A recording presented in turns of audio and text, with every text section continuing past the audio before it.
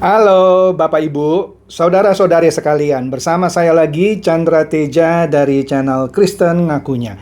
Channel yang membahas kekristenan yang murni, terbebas dari klinik dan pemahaman yang melenceng. Bagi Anda yang belum subscribe channel saya, silakan subscribe channel saya, tekan loncengnya agar Anda dapat notifikasi setiap kali saya mengupload video saya. Oke, pada kesempatan kali ini saya melanjutkan episode dari Tersesat di Dalam Gereja. Seperti yang Anda bisa lihat di episode-episode sebelumnya, saya mencoba membeberkan sebut saja pemahaman atau praktek-praktek ibadah yang tidak tepat, melenceng, yang akhirnya menimbulkan kesesatan pikir, bahkan kesesatan iman. Nah, pada kali ini saya akan membahas mengenai betapa banyak orang yang tersesat di dalam gereja mengenai persembahan. Iya, persembahan. Nah, ini menarik ya. Persembahan itu adalah, kalau sebagai orang Kristen Anda memandangnya sesuatu yang memang harus Anda lakukan. Untuk apa? Ya untuk menunjang pekerjaan Tuhan. Nggak mungkinlah gereja itu bisa hidup tanpa persembahan jemaat. Kalau misalnya gereja Anda misalnya masih sewa ruko atau sewa satu tempat di mall atau apa, kan tentu harus bayar sewa ya. Kemudian harus bayar listrik ya. Bayar air. Kalau ada security harus bayar gaji, pekerja juga dibayar gaji. Dari mana itu semuanya bisa berlangsung kalau Anda tidak memberikan persembahan? Sederhana kan? Di Alkitab pun diajarkan bagaimana memberikan persembahan. Nanti kita akan lihat ya bagaimana Paulus mengajari jemaat di Korintus dalam memberikan persembahan. Oke. Tapi sebelum kita masuk ke ayat itu, saya akan review beberapa kebiasaan yang menurut saya tidak tepat atau bahkan melenceng yang sudah saya lihat sendiri, terutama di gereja-gereja di luar negeri, baik itu Australia maupun Amerika. Jadi begini, ada gereja-gereja yang ketika mengambil persembahan dari para jemaatnya, ada yang menggunakan kantung. Nah, menariknya, ada beberapa gereja yang di Indonesia saya belum pernah lihat, tapi di luar negeri sering saya lihat. Itu persembahan itu ditarik dengan menggunakan piring logam. Dan terbuka. Jadi kalau Anda taruh uang, sebelah kiri, sebelah kanan Anda, lirik sebentar saja bisa lihat Anda taruh berapa dolar. Dan kalau Anda tidak memberi, kiri kanan Anda juga tahu bahwa Anda sedang tidak memberi. Kalau Anda taruhnya uang receh, logam $1, itu akan bunyi piring tembaganya, tring. Kiri kanan pasti akan nengok, ya dia kasih $1. Terjadilah penghakiman. Oke? Nah, kalau yang pakai kantong oke lah, tidak kelihatan, tapi juga suka ada yang nakal gitu ya. Tangannya dikepal seakan-akan mau memberi, tapi tangan masuk ambil uang yang ada di kantong kolektor. Nah, itu lebih gimana gitu ya. Nah, kita kembali lagi cara pengumpulan uang persembahan. Jelas menarik persembahan menggunakan piring logam yang mana terbuka pula, itu seperti intimidasi terhadap para jemaat, seakan-akan, ayo, kalau kamu kasih kecil, kiri kananmu akan tahu kamu kasih kecil. Oke deh, Anda jangan bilang saya menuduh, itu sudah pakemnya begitu gitu ya. Seakan-akan mau mempermalukan orang yang ngasih kecil. Atau bahkan itu justru dipakai untuk orang yang show. Nih, aku kasih $100. Kiri kanannya lihat, wih $100 dia kasih.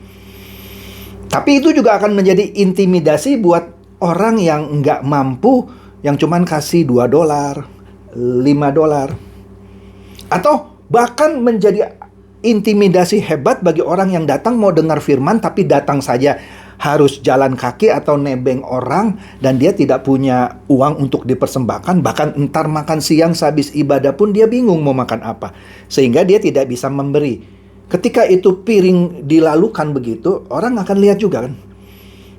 Kalau menggunakan kantong kolektor masih bisa berpura-pura orang ya, tangan di kepala aja gitu, padahal nggak ada isinya, dia masukkan seakan-akan memberi. Jadi masing-masing ada plus minusnya. Oke. Tetapi yang saya mau bahas bukan di situ. Nah, itu salah satu contoh ya. Salah satu contoh. Nah, saya akan memberikan pernyataan sikap atas sebuah video yang baru-baru ini. Ya, bukan baru sebenarnya, mungkin sudah sebulanan viral gitu ya. Mengenai seorang pendeta, masih muda gitu ya. Masih muda. Dia mungkin waktu itu ibadah menggunakan Zoom, karena saya lihat di situ jemaatnya mengikuti ibadah itu melalui Zoom. Pendeta ini minta kepada para jemaatnya untuk menuliskan di atas kertas berapa yang mereka mau berikan. Karena kan pakai Zoom, nggak ada kantong kolektor yang bisa diedarkan. Jadi dia pakai cara ya inovatif sih ya. Hayo, Anda tuliskan di kertas sekarang juga berapa yang Anda mau berikan. Oke, tulis katanya. Jangan dengarkan suara-suara yang bukan suara Roh Kudus. Kadang-kadang saya bertanya-tanya juga ya, suara Roh Kudus yang seperti apa? Tapi oke deh. Tulis, misalnya Anda mau kasih 3 juta misalnya. Kemudian ada suara, "Wih, itu kebanyakan. Itu suara iblis," katanya. Jangan dengarkan itu. Jadi dengan kata lain, kalau ada suara atau Anda dalam hati kecil Anda mau kasih 3 juta misalnya, ya sudah kasih. Kalau ada suara bilang, "Wah, kebanyakan nih. Wah, itu suara iblis," katanya. Oke deh ya, kita skip dulu itu ya. Kemudian, yang menariknya lagi dia bilang begini. Setelah Anda tulis, Anda lipat kertasnya. Anda angkat tinggi-tinggi. Ayo, angkat tinggi-tinggi sekarang. Saya lagi bertanya ya, mekanisme seperti ini tidak pernah diajarkan oleh Alkitab. Menuliskan apa yang mau diberikan, ya, kemudian dilipat kertasnya, angkat tinggi-tinggi. Artinya kalau orang yang tidak nulis, atau mungkinnya orangnya itu pura-pura nulis padahal dia nggak punya uang gitu ya, tapi daripada nanti disuruh angkat tinggi-tinggi dia nggak angkat, kan ketahuan dia tidak mau memberi gitu kan. Bukan tidak mau memberi, dia tidak bisa memberi gitu kan. Jadi dia akan bohong lah. Dia tulis apa aja gitu, dia lipat, diangkat seakan-akan dia mau beri. Bisa kan? Bisa sekali. Kemudian setelah angkat tinggi-tinggi, dikatakan lagi, dan uang itu harus Anda transfer besok paling lambat jam 2. Di mana di Alkitab mengajarkan bahwa persembahan itu harus ditransfer atau diberikan lah ya, kan dulu kan nggak ada bank gitu ya, sebelum jam 2. Alkitab tidak pernah mengajarkan Anda harus memberikan persembahan sebelum jam tertentu gitu. Ini maksudnya apa ya? Apakah gerejanya lagi kekurangan uang sehingga jemaatnya tanda kutip diancam secara harus disetor sebelum jam 2? Memang kalau setor jam 2.15 nggak boleh. Kan jam tutup juga jam 3. Kenapa harus disetor sebelum jam 2? Memang kalau di atas jam 2 Tuhan nggak terima? Ya nggak mungkin lah. Atau dengan kata lain, ya kalau bisa sebelum jam 2 ya. Tapi di sini bahasanya, jangan lewat jam 2. Memang kalau Anda setor atau transfer pakai mobile banking atau melalui ATM jam 2.45 nggak boleh. Kenapa harus jam 2? Anda ada kebutuhan sebelum jam 2 harus bayar sesuatu. Kan lucu gitu ya. Aduh, ini aneh banget gitu ya. Ya. Ini saya dapat pesan dari Tuhan. Ini dari Tuhan ini, ya. Oke. Transfer sebelum jam 2. Ini langsung nih saya dapat dengar dari suara Tuhan. Astaga, suara Tuhan dibawa-bawa gitu ya. Oke deh. Kita lihat ayatnya ya, bagaimana cara memberikan persembahan yang benar sesuai ajaran dari Rasul Paulus kepada jemaat di Korintus. Nah, ini yang Alkitabiah, kita lihat sini.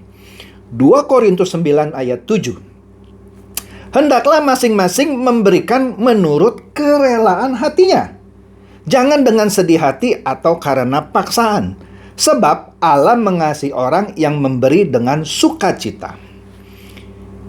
Jadi kita nggak bisa menghakimi orang, ya Anda cuma kasih 3 juta, pelit loh. Anda cuma kasih 200 ribu, pelit loh. Padahal kalau itu kerelaan hatinya, mau dikatakan apa? Ya kecuali memang orang itu benar-benar pelit gitu ya. Dia nggak rela gitu ya. Ya itu lain persoalan deh. Tapi karena dia sudah rela mau kasih 3 juta, atau mau kasih 1 juta, mau kasih 500 ribu, ya itu kerelaan dia. Dengan catatan dia benar-benar bukan pelit gitu ya. Ya sudah, dia relanya kasihnya di situ ya. Dan ketika dia tuliskan, misalnya lah, ikuti cara tadi dituliskan, sebenarnya juga nggak perlu tulis gitu ya, tapi ntar itu saya bahas lagi. Dan dia tidak bersedih gitu ya, dia rela dan dia tidak sedih hati untuk memberikan persembahan itu. Sekali lagi catatan ya, ini orang bukan orang pelit ya, orang yang benar rela memberi untuk pekerjaan Tuhan. Dan yang paling penting di sini, atau karena paksaan. Nah, di sini yang tadi ada deadline jam 2 itu paksaan bukan? Paksaan, nggak bisa kita bilang, ini suara dari Tuhan, ini sebelum jam 2. Wah, itu jangan dibawa-bawa gitu dah. Nah, inilah yang membuat orang jadi tersesat di dalam gereja. Lanjut dulu nih ya. Sebab Allah mengasihi orang yang memberi dengan sukacita, bukan karena dipaksa. Harus sebelum jam 2. Dari mana memberikan persembahan sebelum jam 2? Ngaco banget. Asli itu ngaco lah. Siapa itu Pak? Saya nggak usah sebut lah. Ya, saya nggak usah sebut namanya. Anda yang mungkin sudah pernah nonton videonya tahu siapa itu ya. Oke. Saya bukan bermaksud untuk menyerang pendetanya. Tapi di sini saya mau mengkoreksi bahwa mengajari jemaat untuk memberi bukan begitu caranya. Kemudian saya juga suka dengar begini misalnya. Hayo angkat dompet Anda tinggi-tinggi. Pertanyaannya, kalau saya datang ibadah, kebetulan saya tidak bawa dompet. Ya, tapi saya bawa uang persembahan yang mau saya kasih, saya sudah taruh di kantong. Masa saya keluarkan uangnya, saya angkat tinggi-tinggi? Iya kan? Bahkan pernah juga saya ada di satu gereja. Wah, ini lebih sadis ya. Ambil uang yang Anda mau persembahkan dari dompet Anda, angkat tinggi-tinggi. Ini kiri kanannya lihat, ini orang angkat berapa ratus ribu ya, atau berapa juta ya. Nah, ini kan seperti mau mengintimidasi jemaat untuk memberi supaya jangan diomongi oleh kiri kanan. Ini sesat. Ini sesat karena itu ada unsur paksaan. Tidak boleh ada unsur paksaan. Orang harus kita latih untuk memberi secara sesukarela, menurut kerelaan hatinya. Oke lah kalau dia orang pelit gitu ya, kita latih terus. Oke lah, Anda harus memberi. Tidak perlu kita paksa-paksa. Kalau benar-benar dia mendengarkan firman yang benar, dia tahu bahwa uangnya digunakan untuk pekerjaan Tuhan, maka lama-kelamaan dia akan tahu, wah ini memang saya sebagai orang Kristen harus memberi. Nah, kalaupun dia mula-mula pelit, tapi kalau dia mendengarkan firman dengan benar, lama-lama dia bisa memberi dengan kerelaan hati. Beda kalau memang dia selalunya pelit, yaitu udahlah kita nggak usah bicarakan orang itu. Ya. Nah, tapi kalau ada unsur paksaan di situ, waduh. Jadi buat apa Rasul Paulus mengajari jemaat Korintus melalui ayat ini, 2 Korintus 9 ayat 7. Tidak boleh ada paksaan. Jelas, tidak boleh ada paksaan. Tapi kalau dipaksa sebelum jam 2 harus ditransfer, baru saya dengar. Nah, inilah yang membuat orang-orang Kristen yang lugu.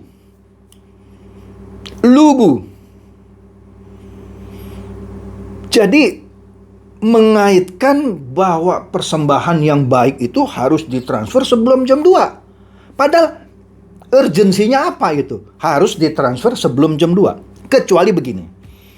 Ada sebuah gereja yang dia harus melunasi misalnya contoh aja supaya lebih clear. Tagihan dari ongkos sewa ruko atau tempat gitu ya, yang harus dibayar besok sebelum bank tutup misalnya. Tidak ada masalah juga kalau pendetanya bilang, Bapak Ibu, saudara-saudari sekalian, kita harus membayar uang sewa. Kas kami sedang kekurangan, jadi mohon kesediaan Bapak Ibu untuk mentransfer sebelum jam 2 dengan kami mohon dengan kesediaan Bapak Ibu untuk menunjang pembayaran ini karena kita berpacu dengan waktu. Itu akan beda nuansanya. Sehingga jemaat dibuat mengerti kenapa misalnya harus ditransfer sebelum jam 2. Karena ada kebutuhan membayar tagihan. Tapi kalau nggak dijelaskan, pokoknya besok sebelum jam 2 harus ditransfer. Jemaat bingung, malah nanti jemaat mengkaitkan bahwa timing terbaik untuk memberi persembahan adalah sebelum jam 2. Kan jadi tersesat lagi pola pikir jemaat. Oke? Jadi sekali lagi, untuk pemberian Anda lihat di 2 Korintus 9 ayat 7, kuncinya kerelaan hati, jangan dengan sedih hati, jangan karena paksaan. 3 unsur ini. Karena Allah mengasihi orang yang memberi dengan sukacita. Demikian saja, semoga ini mencerdaskan dan mencerahkan Anda semua. Silakan share video saya ini kepada teman-teman, sahabat, atau kerabat, supaya mereka tambah cerdas dan tercerahkan. Seperti biasa, Shalom.